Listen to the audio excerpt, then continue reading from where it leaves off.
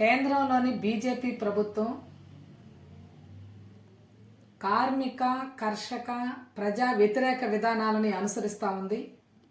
ఈ విధానాలను నిరసిస్తూ నవంబర్ 26వ తేదీన దేశవ్యాప్తంగా కార్మిక కర్షకులు పెద్ద ఎత్తున ఆందోళన పోరాటానికి సన్నద్ధమవుతా ఉన్నారు. ఈ పోరాటంలో ఆశా వర్కర్స్ అందరూ కూడా పాల్గొని జయప్రదం చేయాలని విజ్ఞప్తి చేస్తూ ఉన్నాం.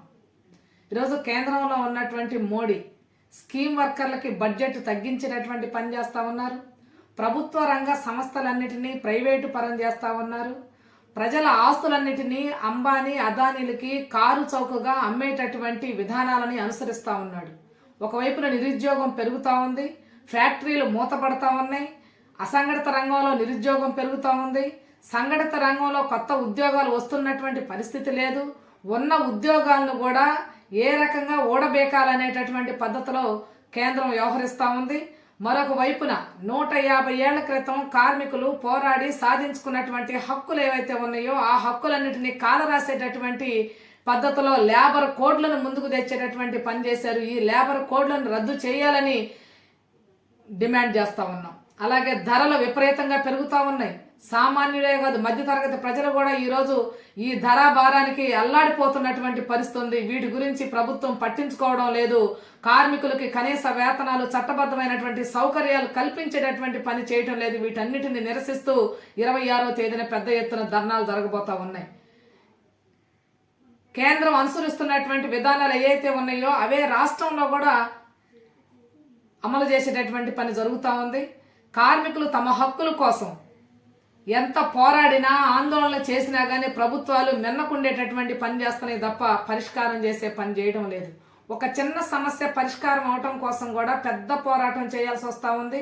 ఒక హామీని రాబట్టడానికి పోరాటం చేయాల్సి వస్తూ ఉంది. హామీ జీవో రూపంలోనో సర్క్యులర్ రూపంలోనో రావడం కోసం పోరాటం చేయాల్సి వస్తూ ఉంది.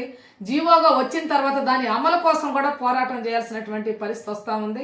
యూనియన్లు పెట్టుకునేటటువంటి హక్కుని, స్వేచ్ఛగా వాళ్ళకు ఉన్నటువంటి భావాలను వెల్లడించేటటువంటి హక్కు లేకుండా ఈరోజు పాలకులు వ్యవహరిస్తూ ఉన్నారు. వీటన్నిటిని విడనాడకపోతే రాబోయే కాలంలో కార్మిక వర్గం యొక్క వ్యతిరేకతని చవిచూడాల్సినటువంటి పరిస్థితి ఈ కేంద్ర రాష్ట్ర ప్రభుత్వాలకు ఉంటుందని తెలియజేస్తా ఉన్నాం. ఆశా వర్కర్స్ 18 ఏళ్ళుగా పనిచేస్తూ ఉన్నారు. కనీస వేతనాలు లేవు, చట్టబద్ధమైనటువంటి సౌకర్యాలు లేవు. ఆఖరికి ఒక సెలవు కావాలన్నా, గంట పర్మిషన్ కావాలన్నా అధికారులు దయాదాక్షిణ్యాల మీద ఆధారపడాల్సి వస్తూ ఉంది. గత ఫిబ్రవరి నెలలో రాష్ట్ర ప్రభుత్వం చర్చలు జరిపి ఆనాడు కొన్ని డిమాండ్స్ని అంగీకరించింది, వాటిని మినిట్స్ రూపంలో ఇచ్చింది. కానీ ఈ రోజుకు కూడా జీవోలుగా ఇచ్చేటటువంటి పని చేయలేదు. ఆఖరికి ఈ ఫైనాన్షియల్ ఇయర్కి సంబంధించి ఏప్రిల్ నుంచి రికార్డులు ఇవ్వాలి, ఆ రికార్డులు కూడా ఇచ్చేటటువంటి పని చేయలేదు.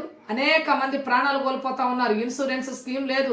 రాష్ట్ర ప్రభుత్వ ఉద్యోగులందరికీ 60 నుంచి 62 ఏళ్లకి వయసును పెంచే పని చేశారు. కానీ ఆశా వర్కర్లకు మాత్రం వయసును పెంపుదల చేసేటటువంటి పని చేయడం లేదు. అందుకని ఆశా వర్కర్ని ప్రభుత్వ ఉద్యోగులుగా గుర్తించాలి, చట్టబద్ధమైన సౌకర్యాలు కల్పించాలి అనే డిమాండ్ కూడా ఈ 26వ తేదీన జరిగేటటువంటి ధర్నాలో ఒక అంతర్భాగంగా ఉంది. అందుకని ఆశా వర్కర్లందరూ కూడా పెద్ద ఎత్తున పాల్గొని 26వ తేదీన జరిగేటటువంటి ఈ నిరసన కార్యక్రమాన్ని జయప్రదం చేయాలని విజ్ఞప్తి చేస్తా ఉన్నాం. K Dhanalakshmi, AP Asha workers union రాష్ట్ర ప్రధాన కార్యదర్శి.